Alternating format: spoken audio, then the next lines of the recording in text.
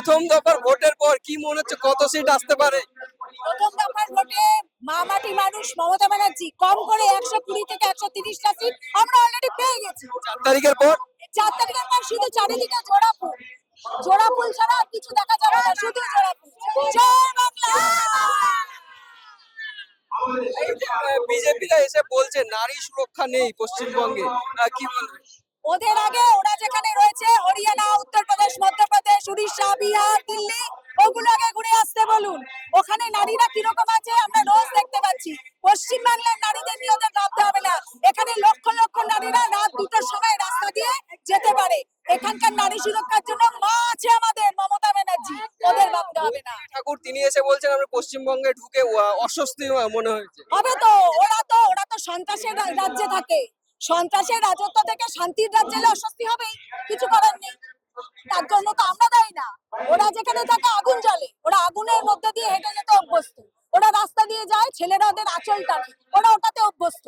আমরা তো ওটাতে অভ্যস্ত নই, আমাদের মাথার উপর মা মমতা আছে। তাই এখানে এলে ওরা স্বাভাবিক অস্বস্তি হওয়ারই কথা। আমাদের রাত বেরাতে লোক চললে পরে বা আমাদের এখানে কোনো রকম পরিস্থিতি খারাপ নেই। রাত বেরাতে লোক চলছে, সারা রাত আমাদের এখানে লোক চলছে। অর্থাৎ মামাটি মানুষের আমাদের মমতা ব্যানার্জি আছে। তাই আমরা বলি যে এখানে আমাদের কোনো রকম পরিস্থিতি খারাপ নেই। প্রধানমন্ত্রী যাদবপুর ইউনিভার্সিটি ছাত্রছাত্রী নিয়ে খুব মন্তব্য, এবং মমতা বন্দ্যোপাধ্যায় সেটা নিয়ে স্টেজ থেকে কড়া বার্তা দিলেন, কি বলবেন? আসলে প্রধানমন্ত্রী তো কলকাতা সম্পর্কে না সম্যক ধারণা নেই, কোনটা নিয়ে কি বলতে হয় উনি জানেন না। উনি হঠাৎ করে গঙ্গায় নেমে গেলেন, আমরা কি ভাবলাম গঙ্গা প্রাপ্তি হয়ে গেল অলরেডি। তো যাদবপুর নিয়ে বলবে, কলকাতা বিশ্ববিদ্যালয়ের স্ক্রিপ্টটা ঠিকঠাক ওনাকে লিখে দেওয়া হয়, ওই জন্য উনি কি বলতে কি বলে ফেলেছেন উনি তো নিজে কিছু বলতে জানে না। বানানটা একটা ইংলিশে লিখতে, আমাদের প্রাইম মিনিস্টারকে বলবেন যাদবপুর বানানটাকে ইংলিশে লিখতে, ভালো করে উচ্চারণ করতে, আর বাংলা ভালো করে পড়ে আসতে। টেলিপ্রম্পটারে হয় না, বাংলা শিখে বাংলা বলতে বলবেন। এইভাবে এইভাবে বাংলায় ক্ষমতা আসা যায় না।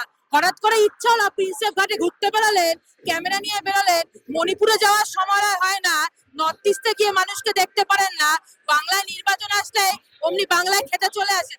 আসুন, খাওয়া দাওয়া করুন, কদিন পিকনিক করুন, আবার চলে যাবেন। কিন্তু 4 তারিখে উনি যেন আসেন, এসে সবুজ আবির আর সবুজ রসগোল্লা খেয়ে এই যে ওনার মুখে সবুজ আবির আমরা ঘষে দেব, সেই অপেক্ষায় যেন উনি থাকে। 4 তারিখে ওনাকে আমন্ত্রণ করছি, আপনি আসুন 4 তারিখে দেখে যান, সবুজ আবিরে আমরা ওনাকে মাখিয়ে দেব।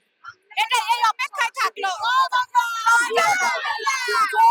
যে 4 তারিখের পর অমিত শাহ যেন এখানে থাকে। যদি বাপের বেটা হয় অমিত শাহ, যদি অমিত শাহ বাপের বেটা হয়, যেন 4 তারিখ 12টার সময় কলকাতায় থাকে, আমরা বুঝে নেব।